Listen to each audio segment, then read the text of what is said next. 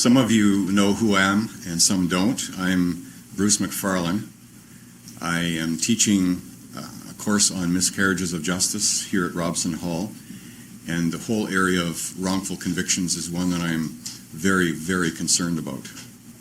And we've had, as you know, a fair bit of experience in that field in the province of Manitoba.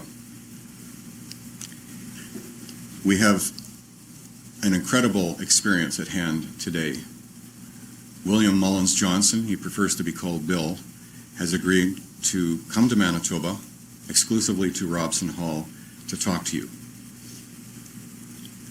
Bill was just an average guy doing average things until the 27th of June of 1993, when his life came crashing down on him and forever changed the course of his life. It's an incredible experience. It's a moving experience. And what you're about to hear will be full of raw emotion, detailed as to what happened to him. I think there's no point in listening to me. I know you want to listen to Bill. Am I still there? Okay. So without any further ado, I'd like to introduce to you Bill Mullins Johnson. Bill.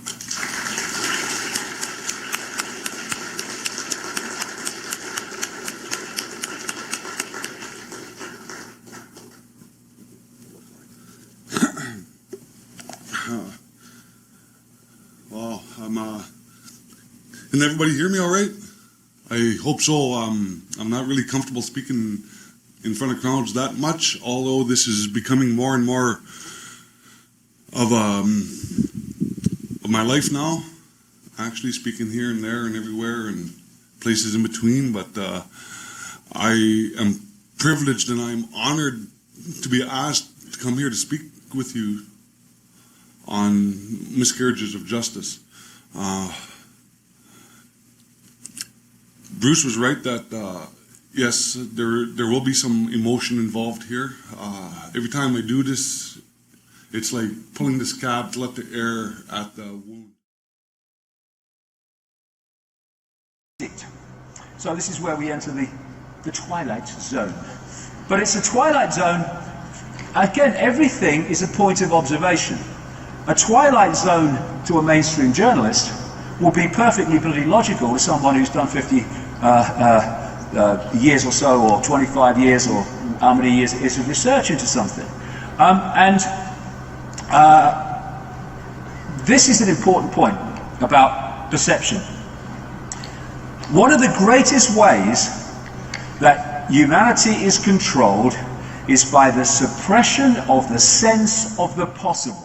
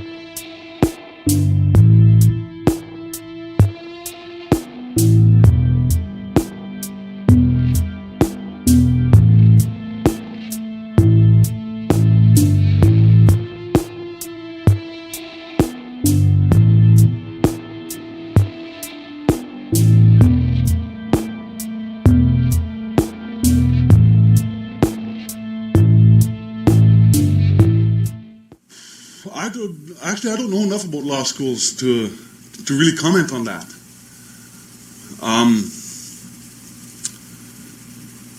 The only thing I could say is is to make sure you add in what I just talked about, the onus of the self. Understand? No, there's no system in this world that is perfect. I understand that. Because if it was, I wouldn't be here. I wouldn't have gone through what I went through. But yet when you're allowing external forces to influence your professional behavior, no, that's not right either. Because this is where it counts. This is where it counts. Understanding who you are as a person first is where it counts. The profession is just that, a profession. You know, I've been told by some lawyers, in my time in reading and stuff, learning about vocabulary and language, like from my own limited exposure to it, I've always heard about the word as. Two simple letters put together, as. As a human being, I am disgusted by wrongful convictions. But as a lawyer, I have to defend the system. As a human being, I am all for fighting the good fight. But as a judge, I could only rule on law. Understand what I'm getting at? As soon as there's a conflict in your identity and what you're conveying out to the public, as soon as there's a conflict, you better reevaluate of what you believe in. Because if you don't, there's going to be a lineup out that door of wrongly convicted people telling you similar things to what I'm telling you today. Because it is important to get criminals off the street, yes. There is a need for police in today's society, yes. And there is a need for defense lawyers and crown attorneys, yes. But there's also the need for common decency. Common decency to the human spirit that we claim we defend. Common decency of our fellow man, to give him the benefit of the doubt that is rooted in law. Isn't it what Section 7 of the Constitution? Presumed innocent? I was not presumed innocent, and neither is any other defendant in this country. We are never presumed innocent. We're always presumed guilty, because that's the way the system is set up. And because of that, the system must change. And it changes right here. Right here. The next generation coming up that are swearing to defend the rights of people. This. All right, welcome to the show.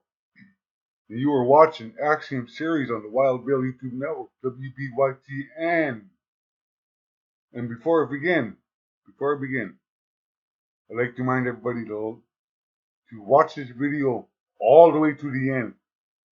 This video is longer than what I make, but has a lot of content that must be addressed.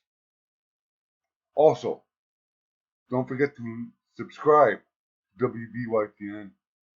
Hit that notification bell. Hit that like button. Get this content out there for other people to see. And don't forget to share this content with your friends and family. Now, Axiom series. What is meant by Axiom series? Axiom itself, the word axiom, means the self-evident truth. But I'm using axiom in this series, the underlying truth, what lies underneath of the surface of what we are told, what we see. Because no matter what you read, no matter what you watch on TV, whatever you access on the internet, YouTube, Facebook, Twitter, Reddit, whatever it is, there's always another side to the story, and usually more than one other side of the story. Axiom series. So don't get caught up and bogged down in believing the first thing you were told. Question everything around you. That's how you get to the truth in your own heart. Now, this specific program, is in response to a video I saw on the YouTube channel, Not on Record. And it was an episode rooted in a criminal proceeding regarding a woman, a teacher's assistant, who was accused by one of her students of SA. And I think everybody knows what SA refers to, sexual assault. In the end, she was acquitted, I believe.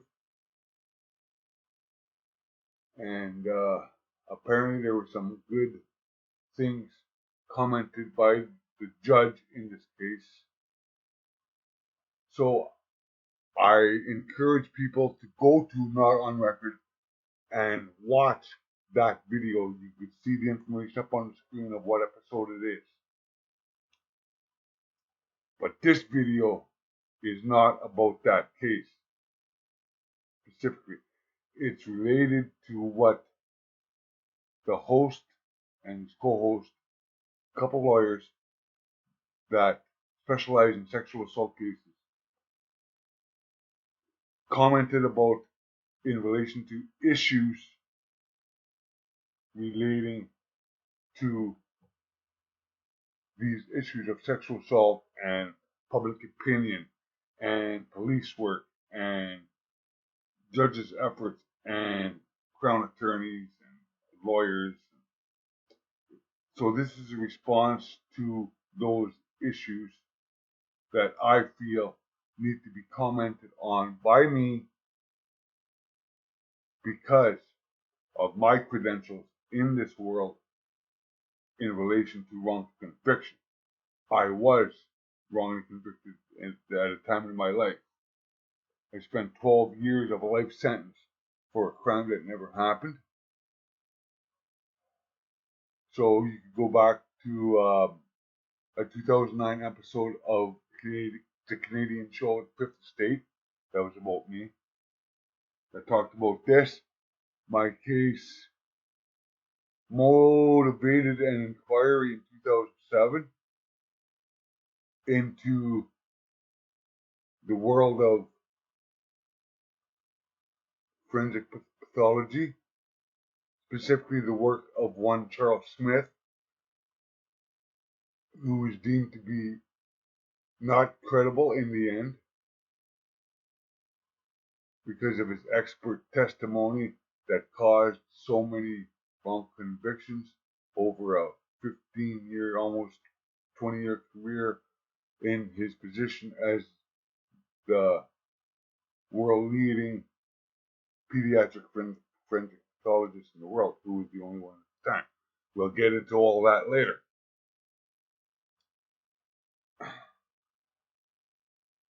As a result of my wrongful conviction, I was acquitted in 2007.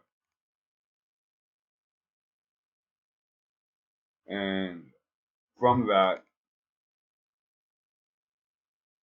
from 2009 until 2018, I spent 10 years of my life speaking to law classes, law students, on the effects of wrongful conviction. I spoke 10 years straight at a wrongful conviction class at the University of Ottawa. I spoke to Lakehead University in Thunder Bay. I spoke to Robson Hall at the University of Manitoba in 2010. I spoke to Western University,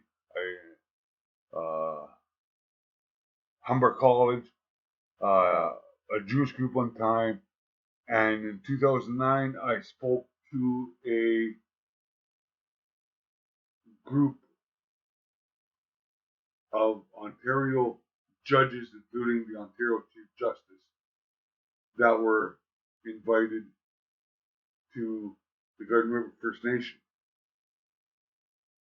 So I went and spoke to them.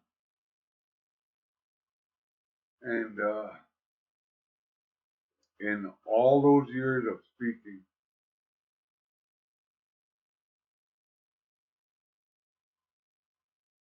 and while it had impact in terms of when I got out in 2005, and for about 3 years, 4 years, maybe even 5 years, I was the toast of Toronto. I was patted on the back wherever I went. At these law schools, at these universities, I was patted on the back, and people wanted to have pictures with me. But the bottom line is this: in all of my efforts, there's one axiom that has come screaming through this not on record episode, and that axiom is: those that do not learn from the past are doomed to repeat it. And you will see what I'm getting at as I go through this, because it is important for the public to understand where the legal profession has moved to when Bill C-51 was made into law in 2018, 2019, that time era when that Bill C-51 came into law, and what it is doing to the law profession, doing to the courts, doing to defendants, doing to complainants, and doing to the future generations that are coming up behind us, because it's tremendously ugly what this Bill 51 is doing. But this video is not specifically about that. It's going to touch on it because I am working on a little video series myself about Bill 51 and delve into that a little more, because we're going to deal into things concerning Section 11D, the presumption of innocence. This video is going to touch on things about court of public opinion. And when you put those two together, it brings about the question, the age-old question, what came first, the chicken or the egg? And you'll get to understand what I'm talking about as this video goes on. So I encourage each and every one of you to sit back, listen to this video to the end, watch it in its totality, because this affects each and every person in this country of Canada when it relates to Bill 51, wrongful convictions, where it's going. And no matter if you're an old person, middle-aged person, a younger adult, a teenager, or a child, or an unborn fetus, this affects everybody. It affects men and women alike. So let's go ahead and listen to the first point, the first part of this that I'm going to bring up, which relates to pseudoscience. Dudley. Yeah. Dramatic pause. Yeah, very dramatic pause. And when he explains at trial why his recall may not have been as good as it previously was, the young man, older young man now says, he ascribed his less than exact recall as being related to the suppressed memory of a traumatic event. Pause. Remember when we had Professor I never get his name right. Patius. Patius. He said, you don't suppress stuff like that. And okay, so right now, there's a certain expert who's called by the Crown in high-profile cases. It happened in the Headley case. It's in the Court of Appeal now, where they're appealing the conviction. We've talked about this expert before, and they talk about the neurobiology of trauma. And the Crown calls out these experts to essentially, this expert never assesses a complainant. It's just general information about how trauma may impact your memory and why memory may be fractured. Okay? So what it does is really preempt the use of inconsistencies or challenges with respect to the complainant's memory or recall, or stuff like, I'm suppressing this bullshit. Right. As now there's pretext to get a jury or a trier of fact to convict. Okay. It's called junk science. Yeah. But Oh, wow. Junk science. That brings back memories. Junk science. Also known as pseudoscience. And let me ask you this, viewers. How many of viewers hold the notion, hang on to the notion that if the defendant did nothing, he would not have been arrested? That kind of notion. I'll bet you each and every one of you have, and still do, and hold on, it's so tight. But you see, when you hold on to a notion like that, that strips the defendant of the presumption of innocence. Because when you hold on to a notion such as that, you are willing to discount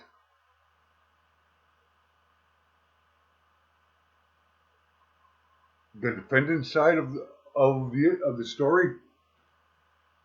You're willing to ignore and turn a blind eye to wrongdoings by police, by experts, by Crown attorneys and defense attorneys and judges in these cases of sexual assault.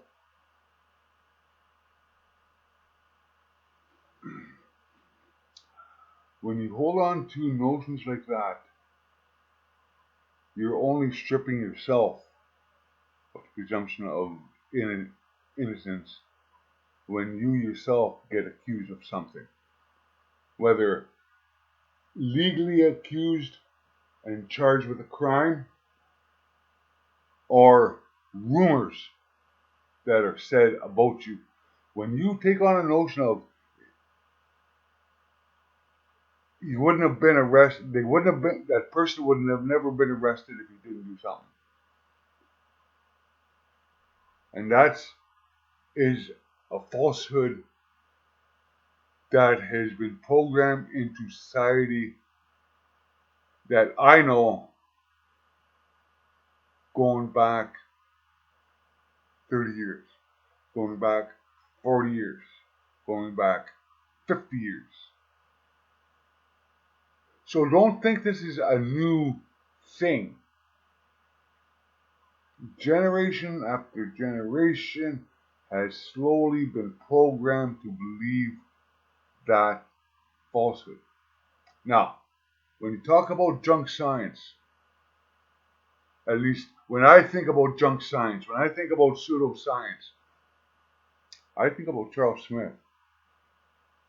Because he was the biggest perpetrator of junk science in history.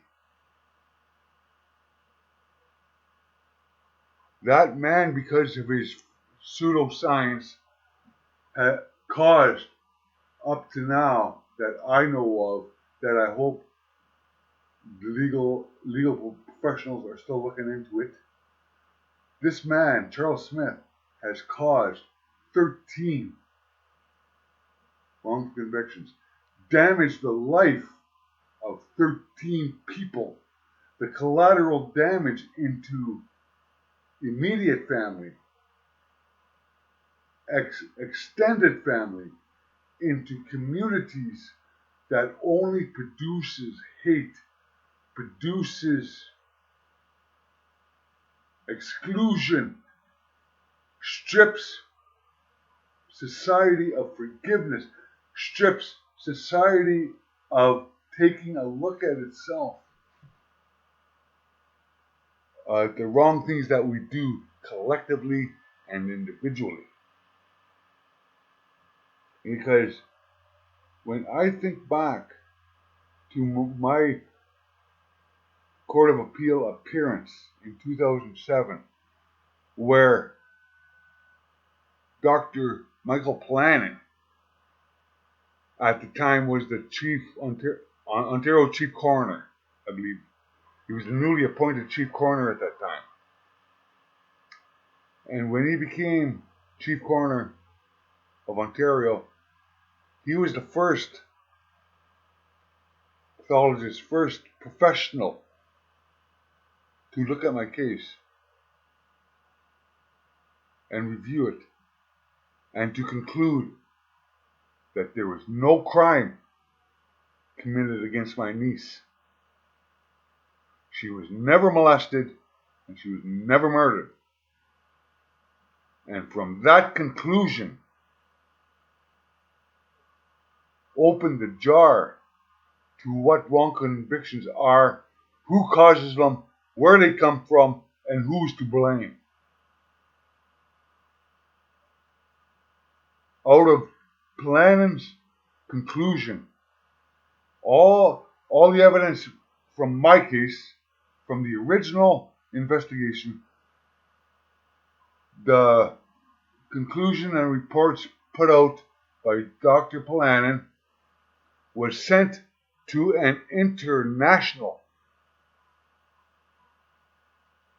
group of pathologists around the world, from Wales, from Ireland, from wherever else. There were 6 of them. And all 6 of them came back with the conclusion that there was no crime in the case against me. My niece was never murdered. My niece was never molested. And now here we are, some 17 years after that. And we're talking about junk science once again. Pseudoscience from a professional doctor who is put, and this is going out on a limb, he's being put into a position to help Crown attorneys gain convictions,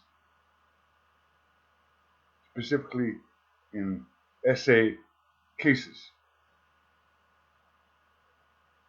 And that frightens me, and it should frighten every one of you. Because, like I said, those that do not learn from the past are doomed to repeat it. Because this seems to be another effort by Crown attorneys to ensure convictions as opposed to a search for the truth.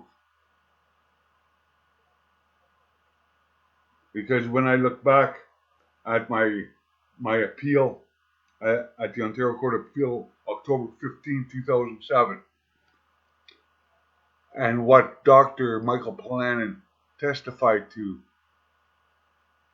that helped acquit me in the end.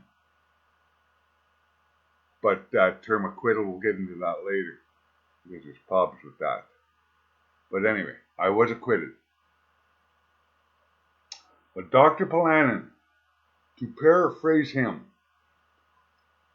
when it came to the case against me, the investigators, police, doctors, Charles Smith,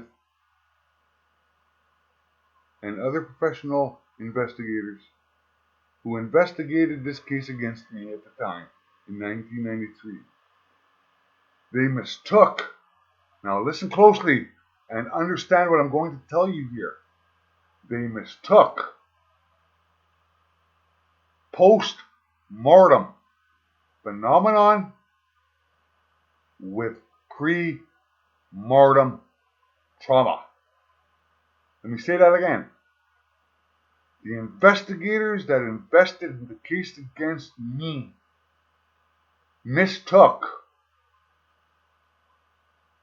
post-mortem phenomenon with pre-mortem trauma. And I will leave that there to let you delve into what that means. So if you have doubts, if you don't know what that means, comment in the comment section and I will explain it. Because I know exactly what that means.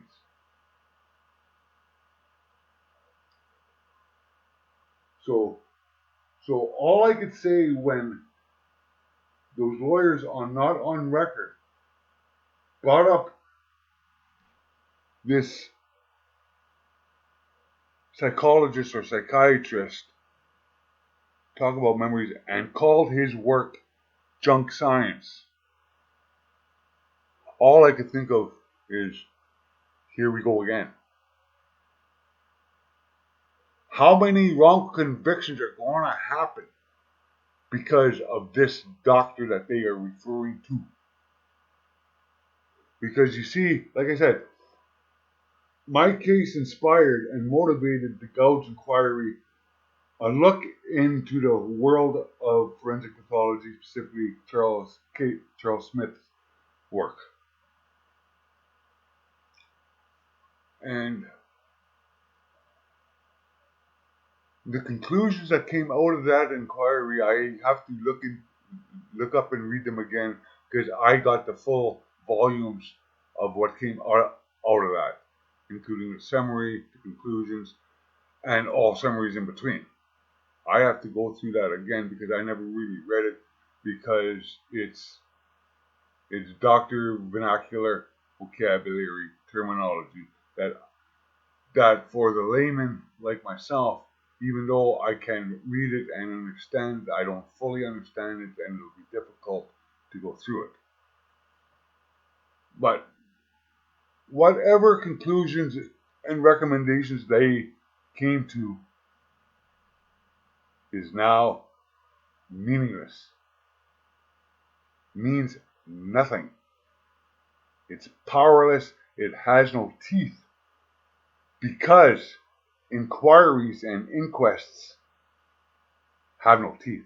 They have no authority. They have no power. The only thing they can do is recommend. And what's a recommendation? Advice. And what do you do with advice? You either take it or leave it. And most of the time, the legal profession will leave it. Because if they take the recommendations put forth in such inquiries, means that they must change their thinking and what their consciousness says what is right and wrong.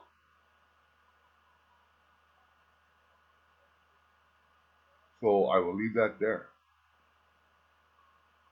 because I think I got to the point where I'm getting at. So when it comes to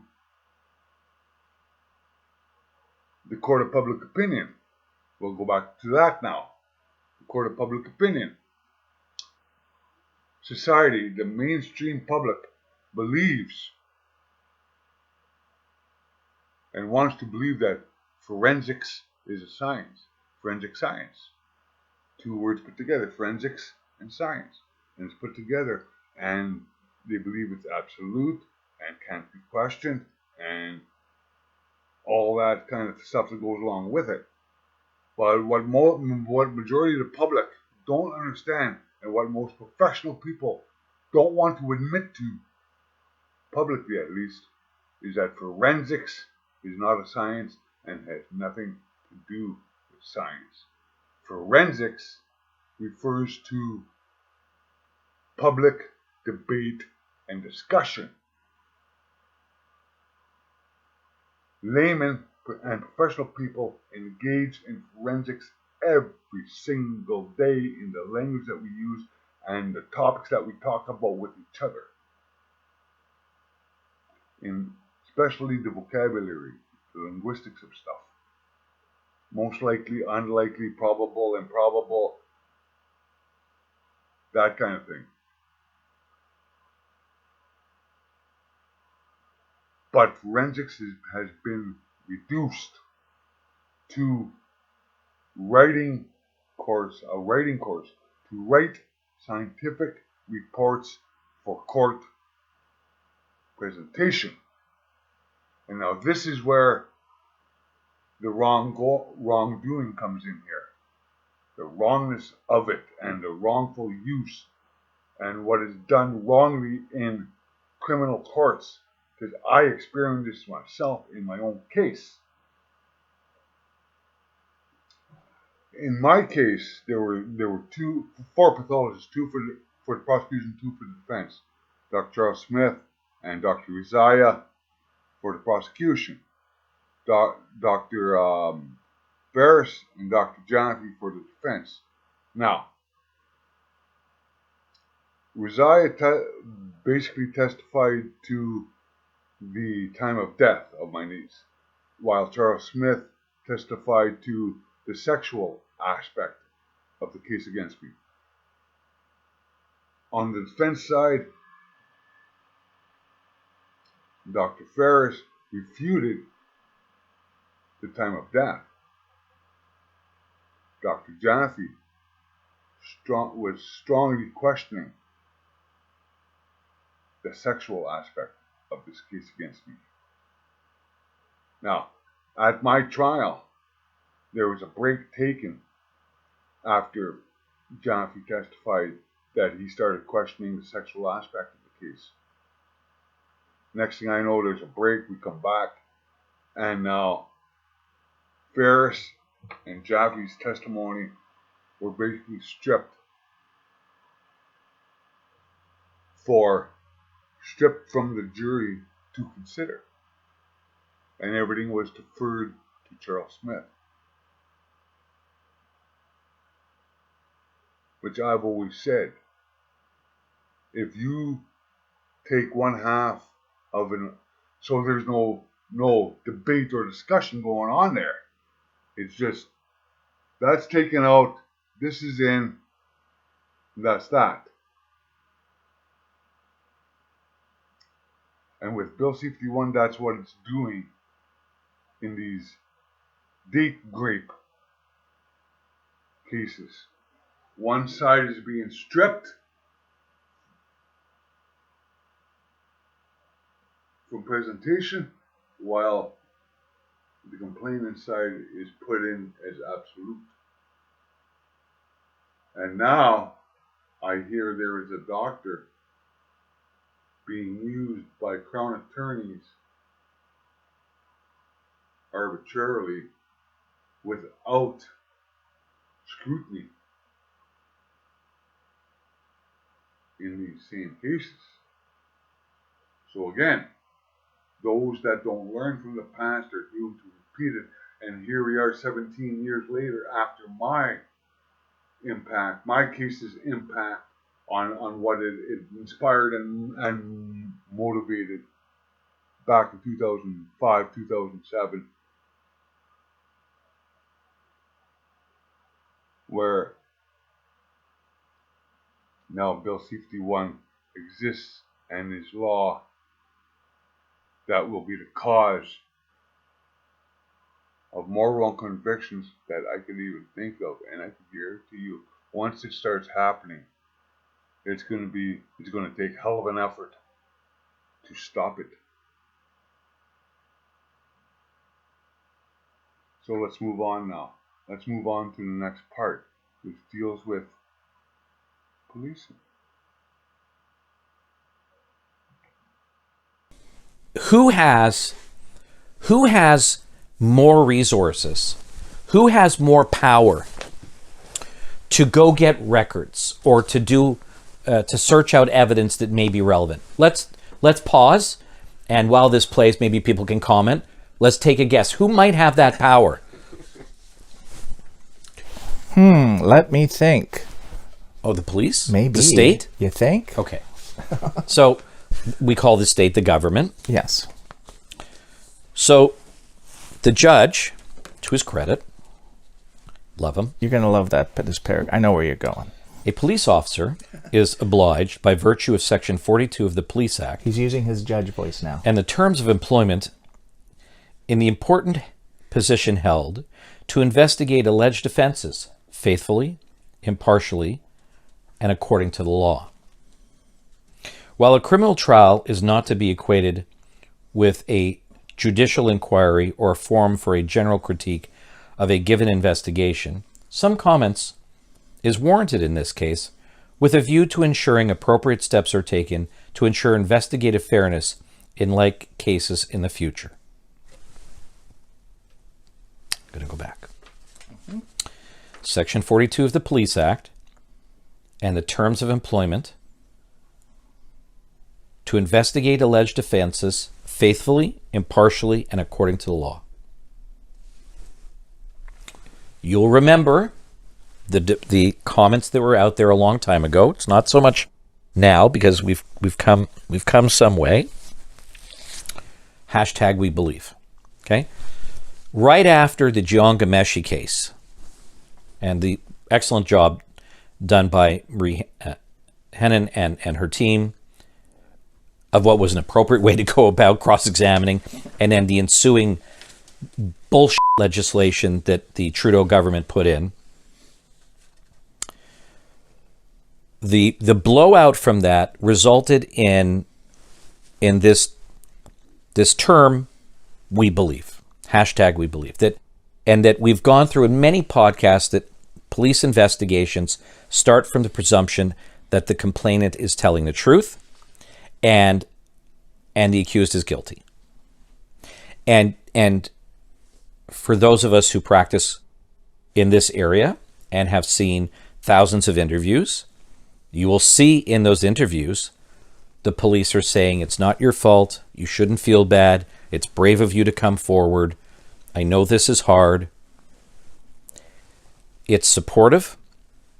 I understand why they want to be supportive. I understand why they want to get evidence from the complainant. But can you really suggest, and actually I'll say this, and most investigations, and I'm keeping in mind the fact that the police have limited resources.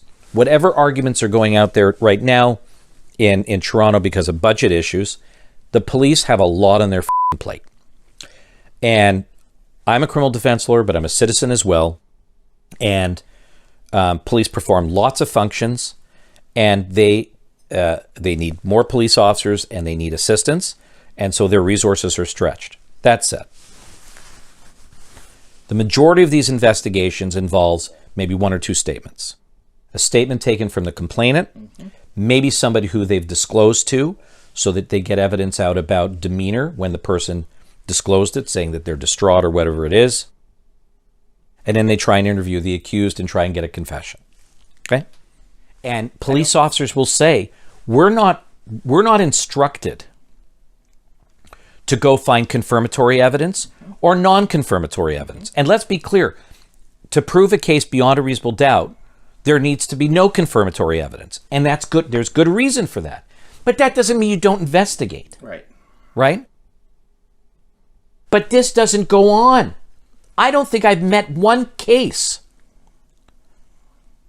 I mean, look, credit to the police officers in that other case. They did interview or try to interview a therapist and somebody who was doing arbitration for them, but there could have been a lot more done. Other than that,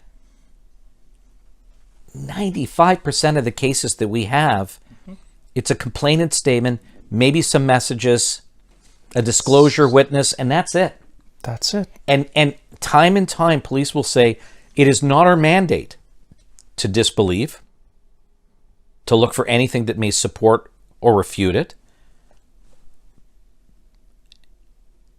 And this is a seasoned judge who was a lawyer, who he practiced both in family law and criminal, if I remember correctly.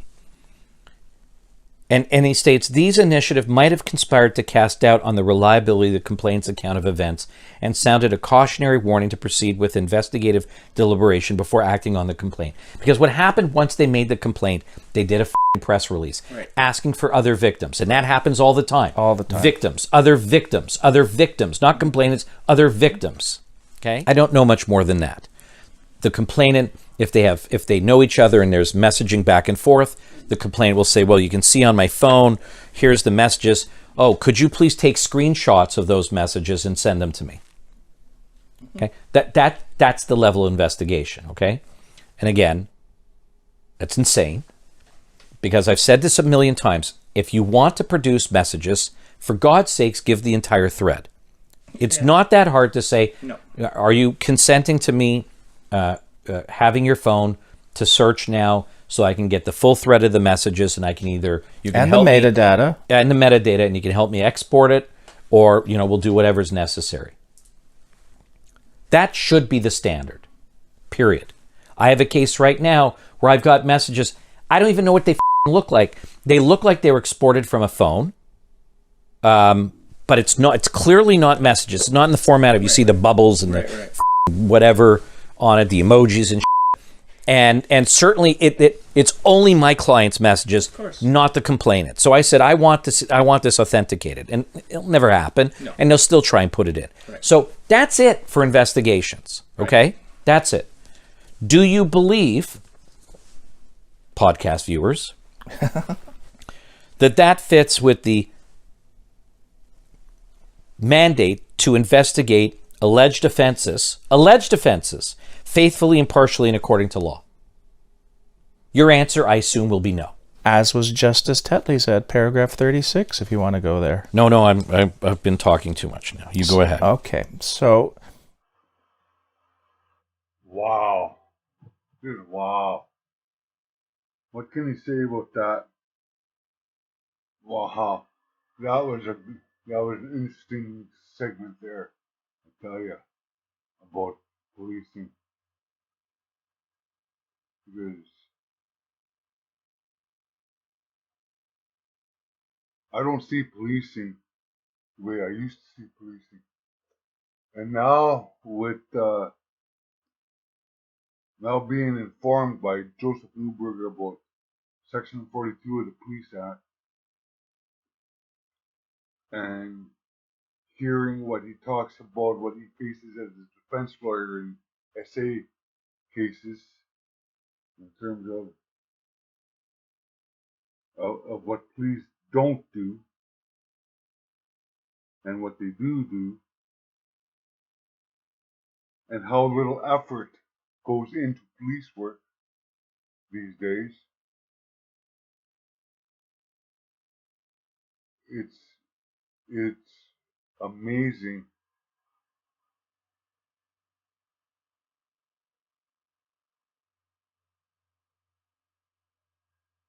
It's amazing it's still called police work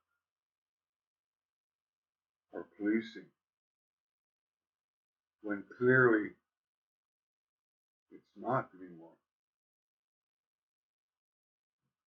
As Joseph Newberger said there, a police officer will tell you, the police will tell you it's not their mandate for this and they're not their mandate for that, and they don't do this and they don't do that. But what police officers do is do as they're told. Lay a charge, and that's it. They don't investigate deeply. They don't question what a complainant tells them. And for me, that's always been of what I thought a police officer does. Question what they are told by somebody before they lay a charge, before they run somebody through the ringer of the court system and send people to jail and expose an individual to violence. And the bottom line of all this that I could see, which is the problem of wrongful convictions, which is the start of a wrongful conviction, is the lack of ethical work ethic. Like, you know what I mean by that? There's no work ethic in police officers when they presume a crime happened. They don't confirm that a crime even happened. They go into a situation and they presume a crime has happened. And when it comes to SA situations or domestic situations, they are ordered to arrest selectively. Arrest without investigating. To arrest somebody without confirming that a crime has even happened. Presumption of innocence again is being attacked and eroded and stripped from the defendant. Because truthfully, you don't even know if a crime even happened. You don't know if there was a crime. Just presumption of a crime. And when you go on presumption, you move to assumptions,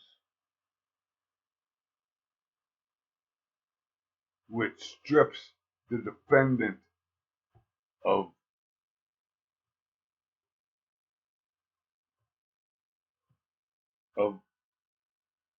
presenting contradictory evidence to show his evidence, because the burden of proof under Bill 61, the burden of proof has been removed. The burden of proof has been reversed. It's called reverse onus. The defendant must prove his or her innocence rather than the prosecutor proving guilt. So the burden of proof from the prosecutor's side has been reduced from 100% burden of proof to zero, virtually. And that is not legal practice. To me, that's not. That's using hate, using lies. That's obstruction of justice. That is manipulating the system. That is destroying somebody's life.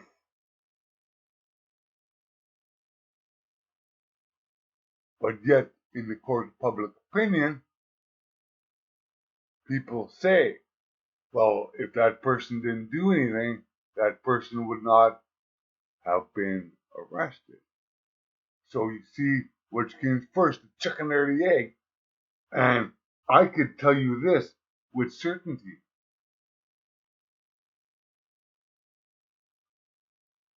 The start of a wrong conviction starts not only with the person who's laying the complaint, but it starts with the police and the lack of ethical police work that goes into an investigation, because usually there was no investigation done.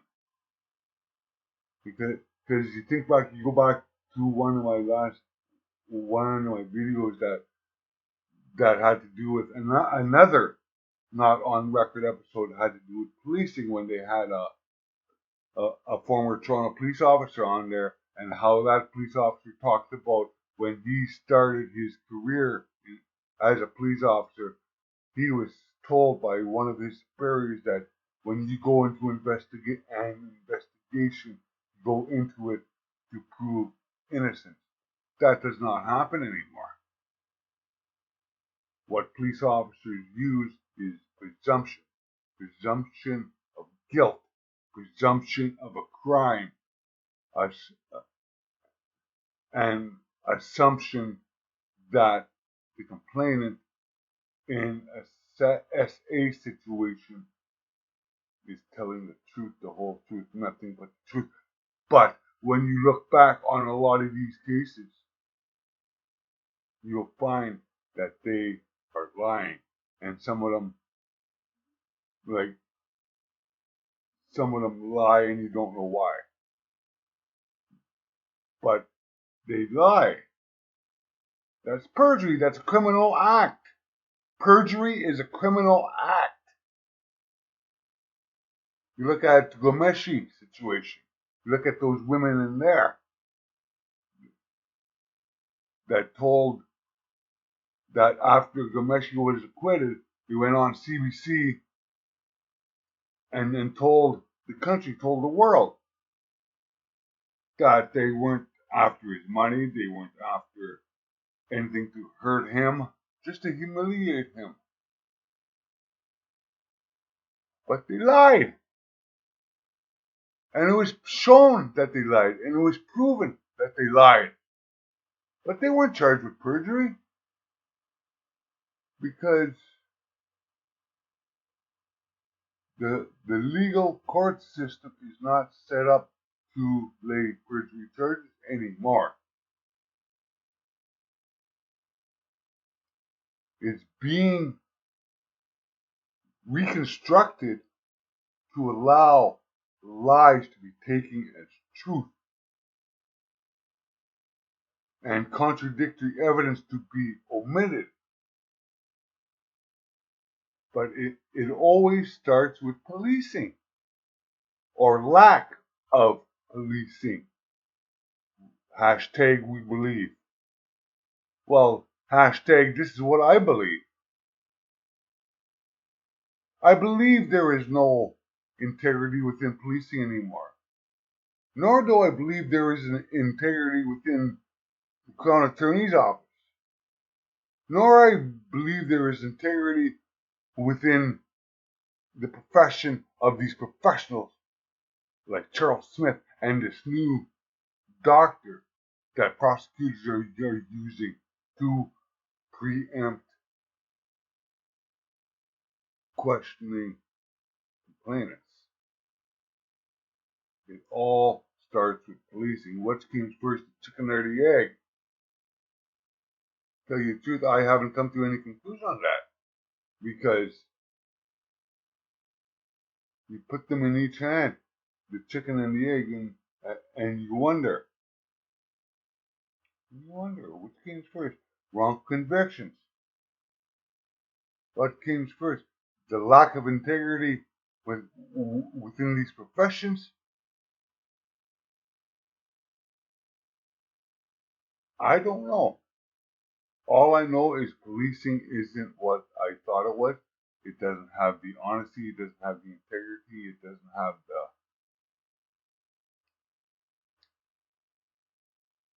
the heart that it seemed to once have. You understand what I mean by that?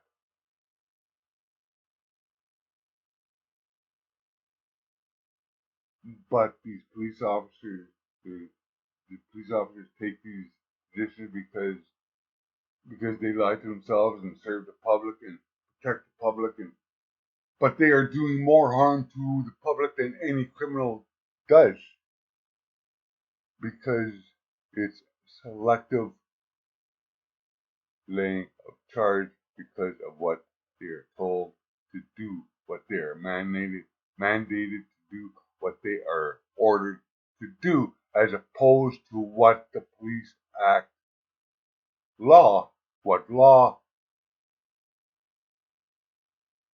expects them to do. So again, there is no presumption of innocence. It's being stripped.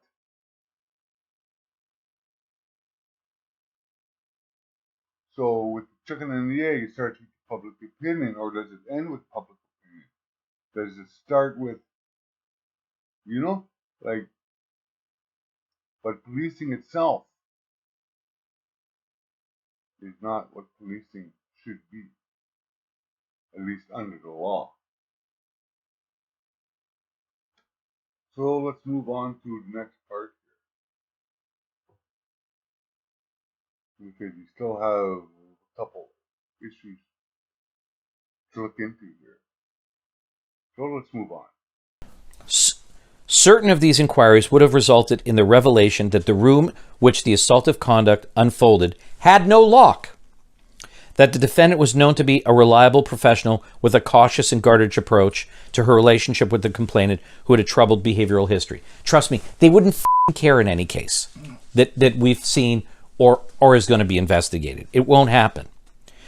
The judge says the absence of a meaningful, independent, objective, and impartial investigation and the acceptance of a unique complaint, a lot of these are unique, without reservation or attempt to verify is concluded to have resulted in the laying of charges on the basis of the internally conflicted and inconsistent account of the complainant alone.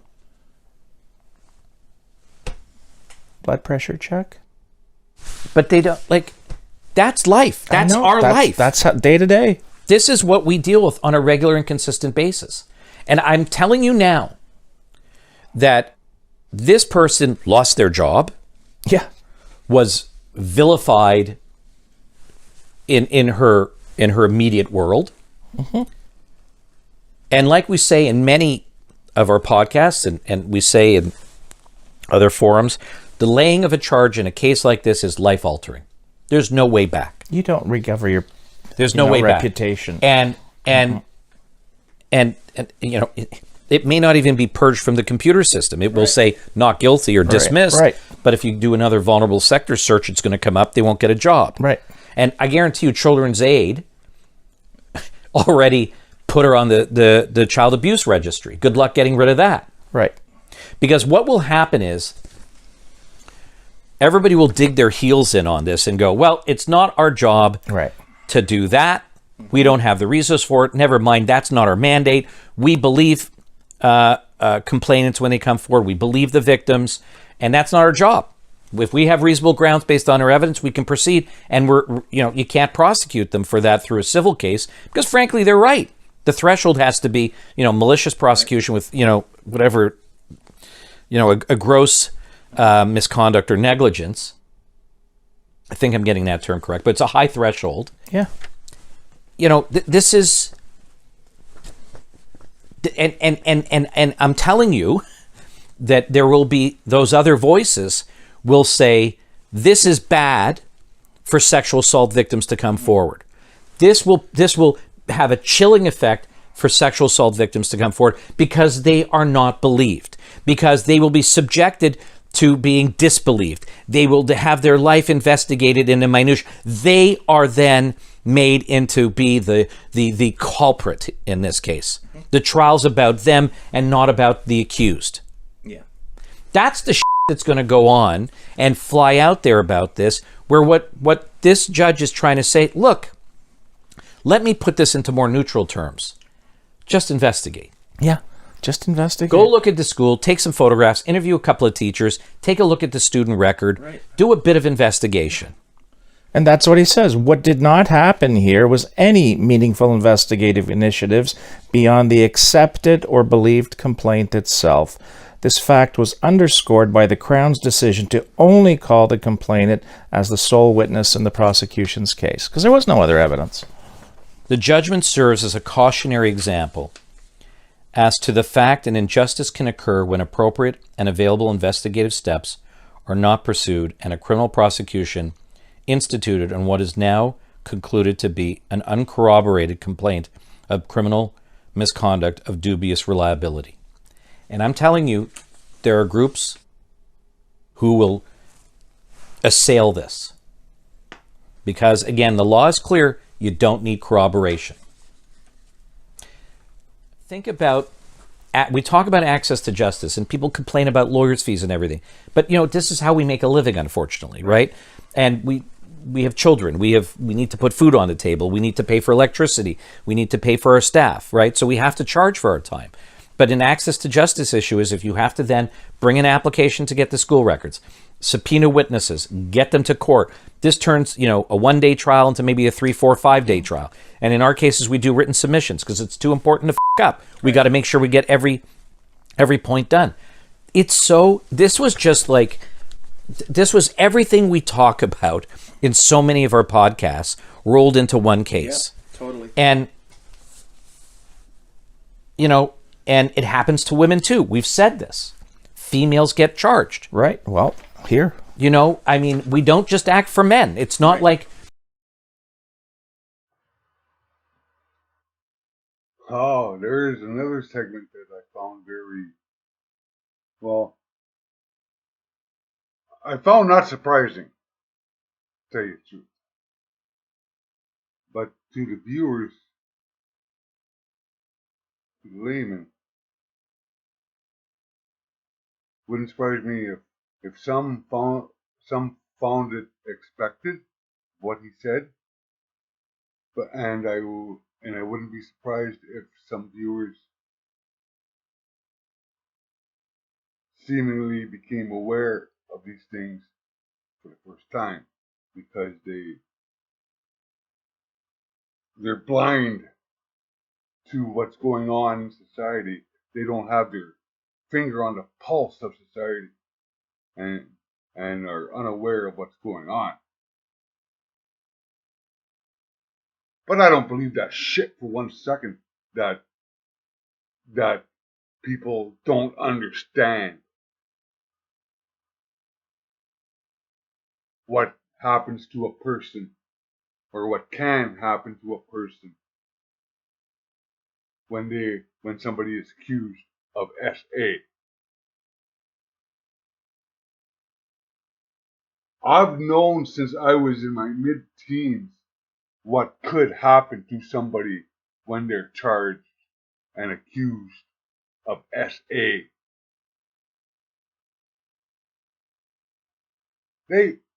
Somebody could get killed. If you get charged and accused of SA, you can get killed. And that is a fact. So I feel for that woman, that defendant in that case. I feel for her, but I'm not surprised. I feel for her that she lost her job, but I'm not surprised that she was vilified in her community, in her world. I'm not surprised that she lost her job. I'm not surprised with anything. I'm not surprised that her name's on the child registry list and won't get off. And I'm not surprised by any of it. Because I went through the same thing. And I'm still going through the same thing because after fucking 19 years since I've been out on bail, there are still people that think I'm guilty. There are people out there that have mentioned to me that I should die for it.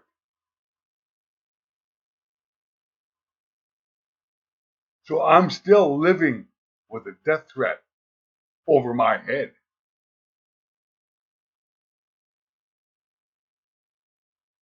So I would like that woman to know, yeah, this is going to be with you for the rest of your life. And yeah, don't be surprised if you feel a death threat over your head for the rest of your life, or threats and suspicion looked your way. So don't be surprised by that. Because, you see,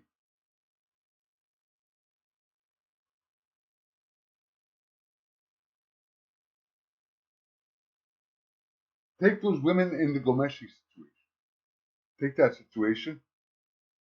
But if anybody remembers from this one case in the States, Nikki Jovino. Okay? Nikki Uvino. Okay. Take both of those cases. Nikki Uvino was a college student, 19 years old apparently, and she was off campus, I guess, somewhere, and she had sex with two men in the bathroom at some other campus or an off-campus party somewhere or something like that. But she had sex with two men, with two fellow students. And Nikki Uvino, after the fact, to save face and protect her, whatever, she made a false accusation against these men that they raped her. She said she was drugged into a bathroom and they both took turns having sex with her while the other held her down. It was later brought out on Fox News that she recanted after 18 months or something like that. After 18 months. And she apparently she claimed that why she did it, why she lied, was to make another man, a third man, angry, and to get his emotional support, and to keep options open for him to be her boyfriend. Now, that's fucking reckless. That is public mischief. And in the Komeshi situation and Nikki Urino situation, that's misuse of public resources. But the point I'm going to get across here, especially in the Nikki Urino, when she had the intent of making a third man angry, somebody could have got killed. And if somebody would have got killed, you think they would have put the blame onto her, put the accountability onto her? No. Same with the Gomeshi situation. They said they didn't want to hurt him or take his money or anything, just to humiliate him.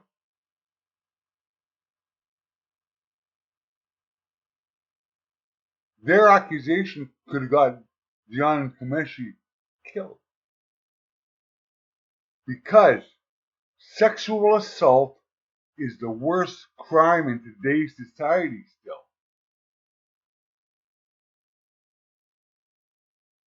And if you don't understand that accusing somebody of SA can get somebody killed, then you are one fucking stupid person. And I mean that. Because that result of the possibility of death on somebody has been in effect since I was in my teen years, in the mid 80s. I've known this, and probably it's been existed before that.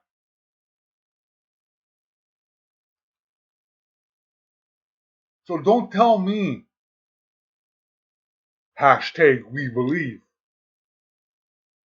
It is imperative to question these accusations and run them through the ringer to make sure that somebody is telling the truth. Because if you don't do that and somebody gets killed, their blood is on your hands. And I'm talking to the police, I'm talking to the crown attorneys, I'm talking to the judges, I'm talking to the accuser. And everybody knows this. So, in this capacity of accuser, prosecutor, police, defense attorney, and judge, when they know that an accusation of SA can bring about death to somebody, that is involuntary conspiracy to commit murder. Because whether death occurs or not, that is reckless, and that is in the criminal code under murder. Reckless in your act whether death occurs or not.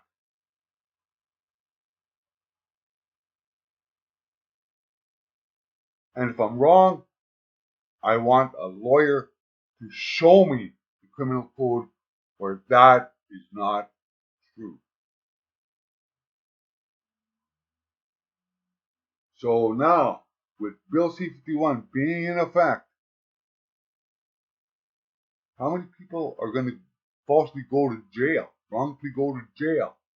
How many people are going to get killed, injured, maimed for these false accusations? Because I'm not saying rape doesn't happen. It does. We have to ensure that the allegations are true.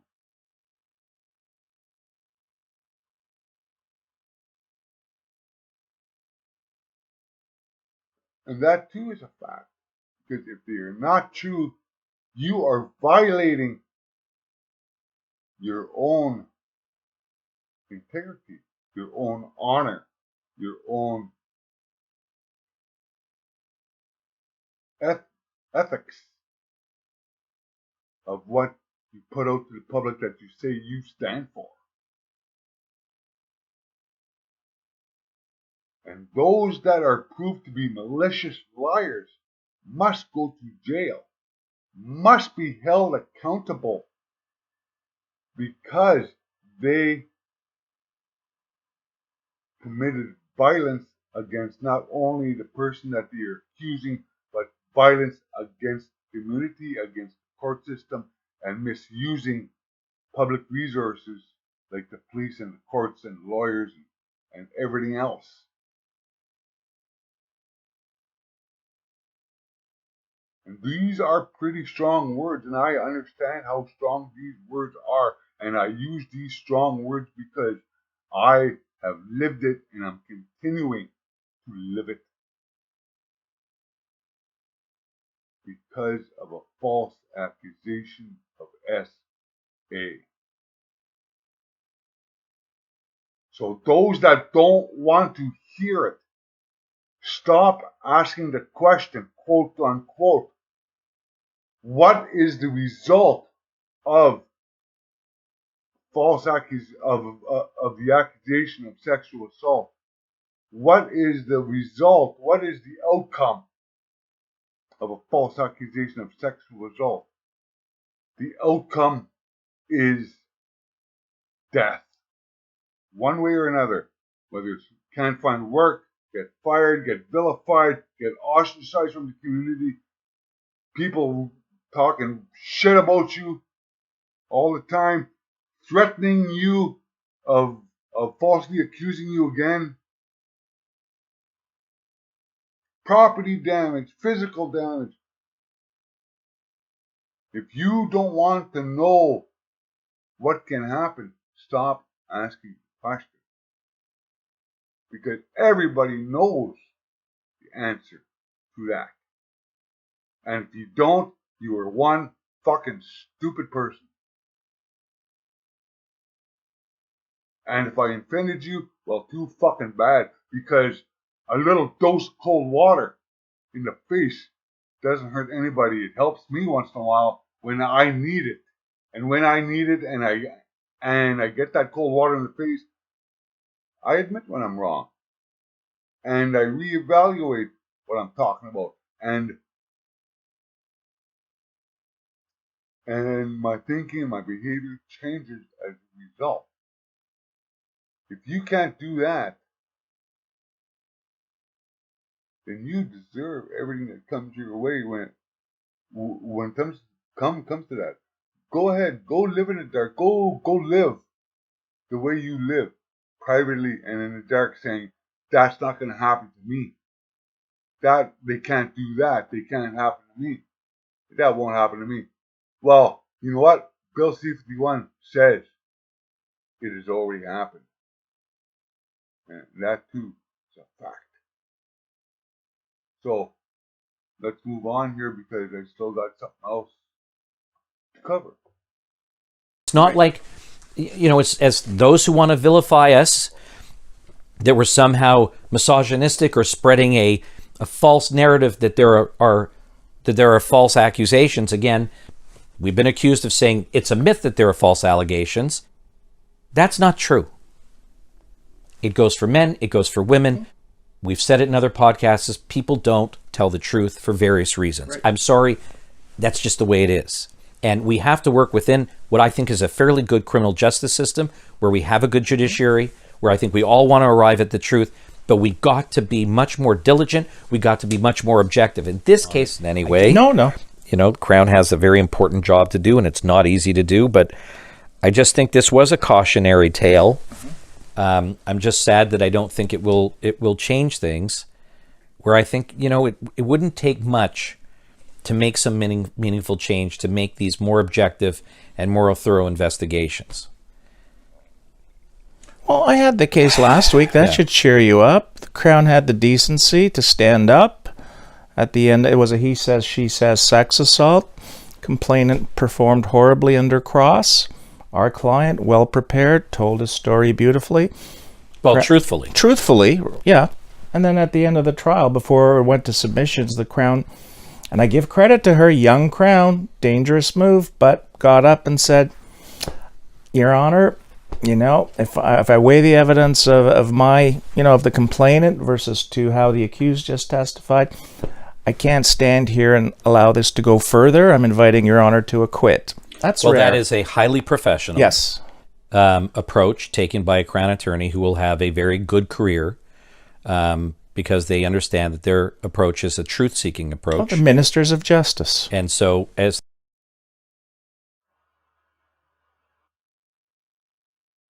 Wow. Well, that was an interesting little segment that found too. He's talking truth about this when some people say that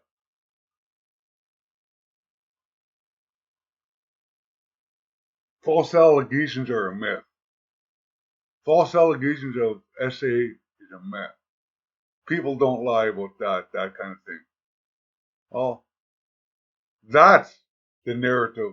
That's the lie.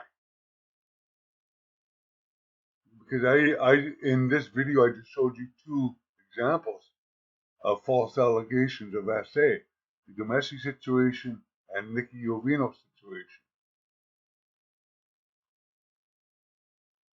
In Gomesi, those women wanted to humiliate him. They wanted him to go to jail. Nikki Jovino lied because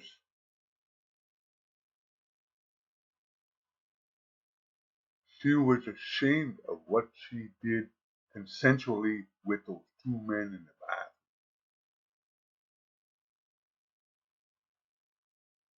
So false allegations of SA are not a myth. Saying that they are a myth, that's the lie. Because you look at the most extreme situation. Take a look at my situation. If the investigators would have done their job right, they would have seen at the time that my niece was never molested. But they came to the prejudgment that I murdered her. And to ensure a conviction, they had to lie by making it as a situation.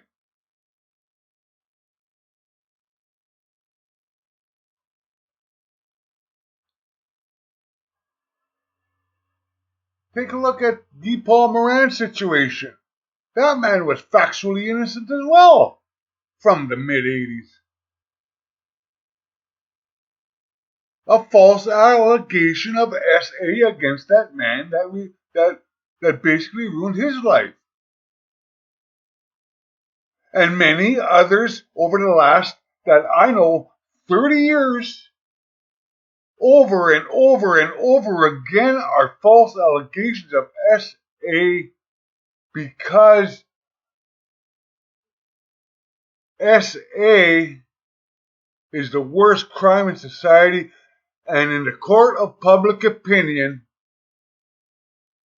the public is programmed to believe that a defendant would not have been arrested if the defendant did nothing. And it goes on and on and on and on. Destroying people's lives wrongly over a false allegation. So you take after what that co-host of that show said about that Crown attorney and that other case where that young woman prosecutor acknowledged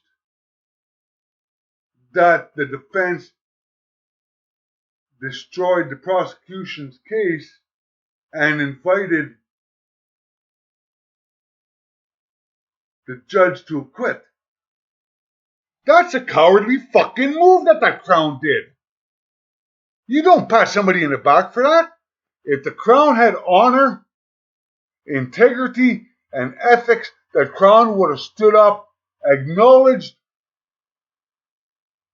that the case against the defendant was false, and would have withdrew the charges instead of deferring responsibility and possible accountability of wrongdoing to that judge.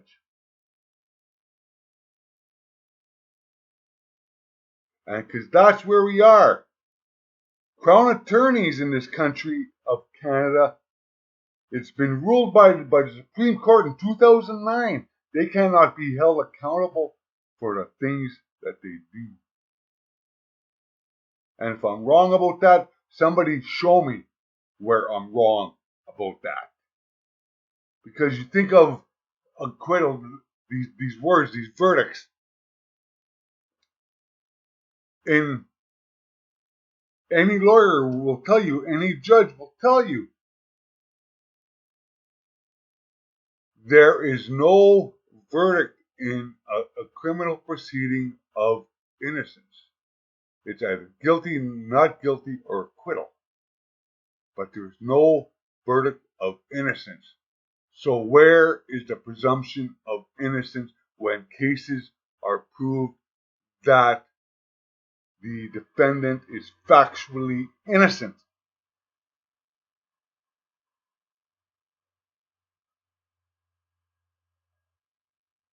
Acquittal is a good thing. Acquittal is a good thing. But nobody is truly exonerated. Because even though I was acquitted,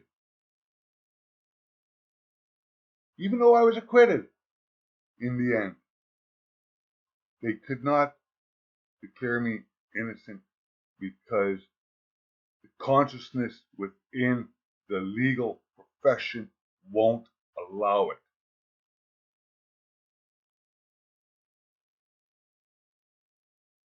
And in the end, the woman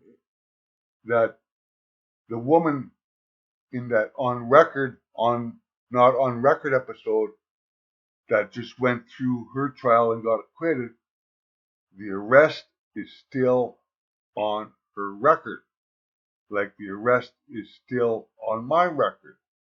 Meaning, I'm still an accused man. She's still an accused woman.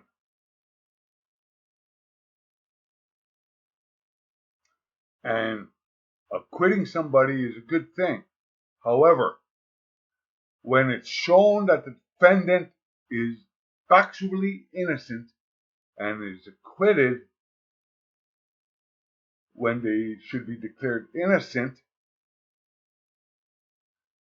that justifies the arrest and the court proceedings and everything else that went along with it. So, with Bill C-51 in effect now, the way things are going to go, who benefits?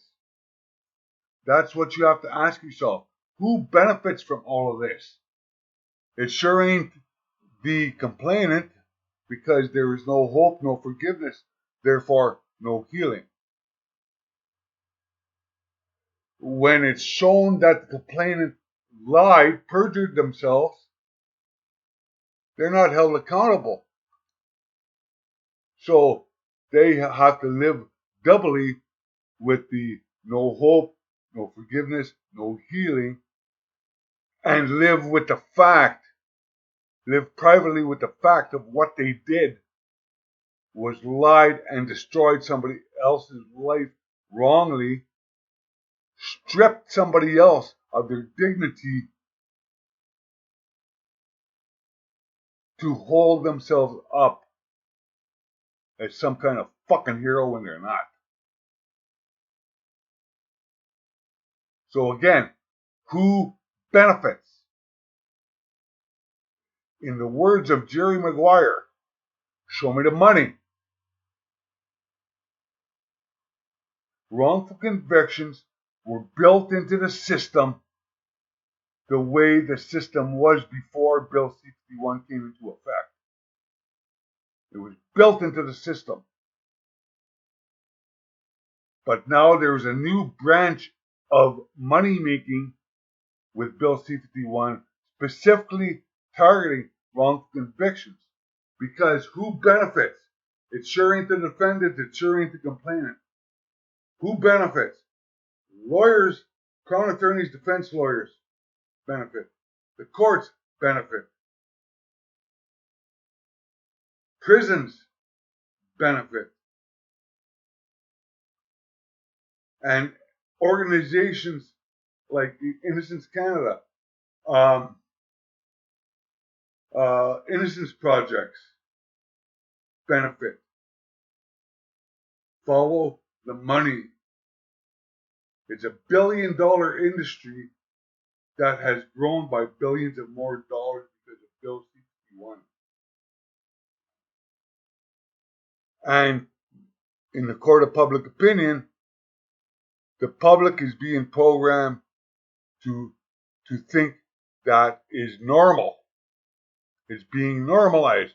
Wrongful convictions are being normalized and accepted by the public, but the public doesn't understand that they themselves, whether it's a grandfather, a parent, their children, their children's children, and the future generations have already been declared guilty of SA already. Because lying in court and lying about SA is being normalized.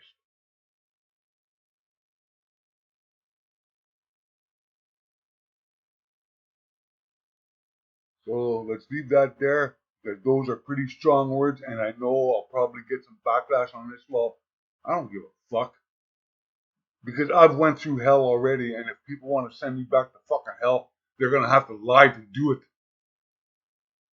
And I know they're going to lie to do it, because it's built within the professions to lie to do it, to turn a blind eye to lie to do it.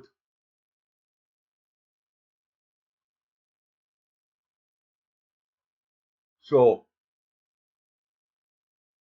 which came first, the chicken or the egg? The chicken being wrongful convictions. Wrongful convictions have always been built into the system because of that clause of presumption of innocence. An individual has the right to be presumed guilty, presumed innocent. An individual has the right to be presumed innocent until proved guilty in a fair and public tribunal. That one. Because of one word. And that word is until. Because that word until brings a note of certainty that being found guilty in a court of law is a certainty that is going to happen. And even if it doesn't happen, they're going to be found guilty in the court of public opinion, which people have been programmed to believe that if a defendant did not do anything, they would not have been arrested. It's a big circular thing and complex thing, but it's not complex at all if you understand how to read and understand and comprehend what you're reading. Now, how would that clause change law practice if it was written an individual has the right to be presumed innocent unless proved guilty? Think about that. One word can change law practice. Now you tell me, you look into yourself, viewers, on what you believe. You look and evaluate what you think is right and wrong, and what is normal and abnormal. But it wouldn't surprise me if nobody watches this video right to the end. And those that do, please leave your comments and let's have a debate and discussion about it. Let's engage in forensics the way forensics is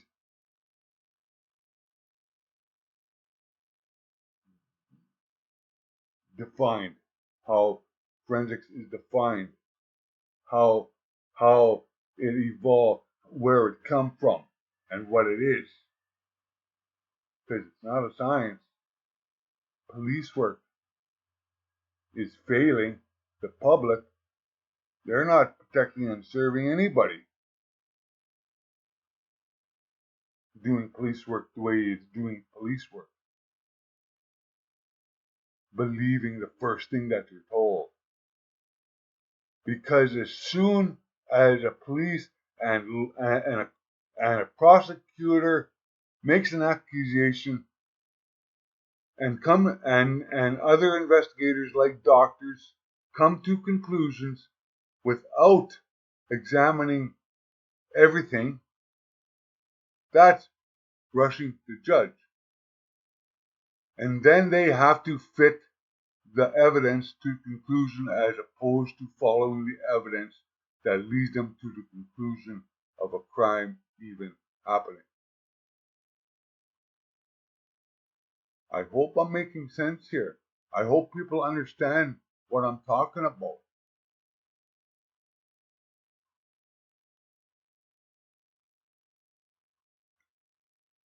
Think about it. Think about it within yourself, because I'm still wrangling around within myself of everything that I believe. Because I question what I believe all the time. And at the moment, nobody is showing me anything different to change what I believe.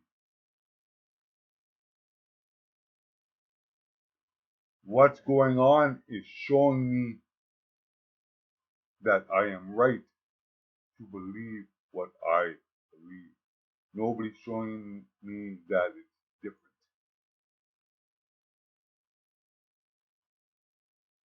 So with that, I will say thanks for watching. Don't forget to subscribe to WBYTN. Don't forget to hit that like button. Let's get this information out there. I wish you all well. Be safe. Be good to each other. Be good to yourself. And with that, bye my people.